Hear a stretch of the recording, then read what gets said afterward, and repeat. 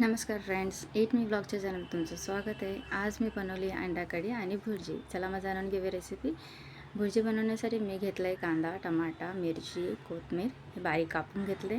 कढईमध्ये तेल तापत ठेवलं आहे. इथे अंडं फोडून घेतलं. अंड्यामध्ये थोडंसं मीठ टाकलं आहे. आता तेल तापल्यावर ह्याच्यामध्ये कांदा, मिरची आणि टमाटा, कोथिंबीर हे टाकून घेतलं आहे. आता तेलामध्ये याला छानपैकी परतून घेऊया. मसाले टाकून घेतला. त्याच्यामध्ये हळद, धने पावडर, गरम मसाला आणि मिरची पावडर छान सॉटे करून घेऊया. तर हे जे अंड्यामध्ये थोडंसं मीठ टाकलं होतं हे फेटून घेऊया. ढाकण देऊन ठेवलं होतं जेणेकरून हे कांदा टमाटा थोडंसं नरम होऊन जाईल. आता बघू शकता कांदा टमाटा नरम झाला आहे. सो याच्यामध्ये हे फेटलेलं अंडा पण टाकून घेतलं आहे आणि तोपर्यंत ह्याला असे सॉटिंग करत राहायचं जिथपर्यंत ह्याला सगळीकडे मीठ मसाला लागत नाही. आणि एक सगळं चपैकी व्यवस्थित मिक्स करून झाल्यानंतर एक 5 मिनटं ढाकण देऊया जेणेकरून वाफेमध्ये अंडे छान शिजून निघेल. सो आता तुम्ही बघू शकता आपली भुर्जी झाली आहे रेडी. अंड्याची भुर्जी एकदम झटपट होते. सो अशी झाली आपली अंडे भुर्जी रेडी. कशी वाटली अंडी भुर्जी?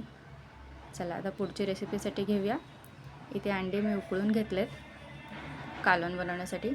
वाटण्यासाठी घेतलं आहे टमाटा, कांदा, लसूण, मिरची, कढीपत्ता आणि 2 काळी मिरी, 1 इलायची आणि 2 लवंग घेतलं आहे.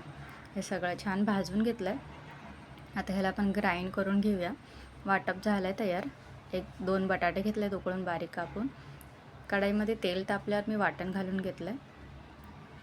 वाटण थोडंसं छानपैकी परतल्यानंतर त्याच्यामध्ये मीठ, हळद, मग मिरची पावडर, गरम मसाला, चिकन मसाला आणि धने पावडर घेतले घालून.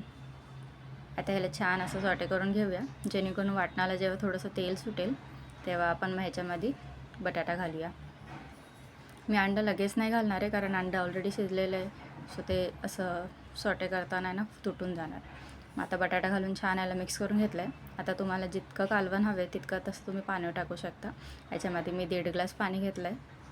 आता कालवणाला छान उकळी आली आहे.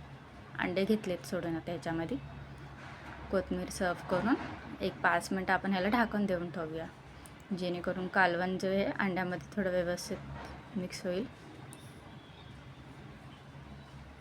आता आपण छान उकळायला ठेवलं आहे. अजून एक थोडीशी उकळी मारून देऊया.